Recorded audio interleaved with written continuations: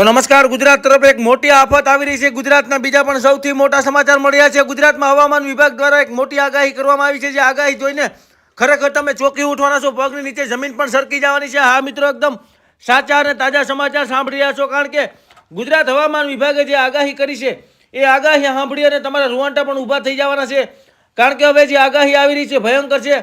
તો વાત કરીએ આગાહીની, તો આવતા 24 કલાકમાં અતિથી અતિ ભારે વરસાદ સાથે પવન ફૂંકાશે અને ક્યાં ક્યાં ફૂંકાશે તો આવો જાણી લઈએ।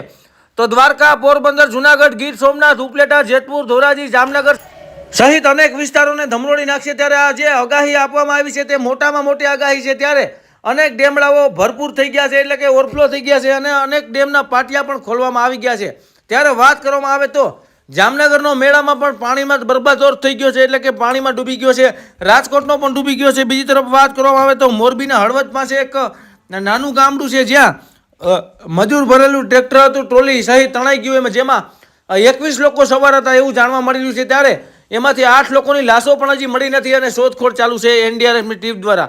ત્યારે તમારા ગામમાં કેવો વરસાદ છે કોમેન્ટ કરી અને અમને બતાવજો। અને હવે હવામાન વિભાગે એવું કીધું છે કે 24 કલાક સુધી તો ક્યાંય ફરવા જવાનું નહીં, અને 72 કલાક સુધી ઘરની બહાર, નદી નાળા કે એવા કોઈ વિસ્તારમાં જવું નહીં, અને આવતા 24 કલાકમાં ભારે પવન પણ ફૂંકાઈ શકે છે એવું કહેવામાં આવી રહ્યું છે। તો બધા લોકો સુધી વિડીયો ખાસ શેર કરી દેજો।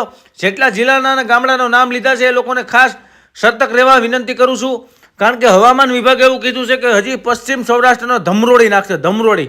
કચ્છમાં પણ વરસાદ આવશે તેવી શક્યતા છે। તમે કયા ગામથી વિડીયો જોવો?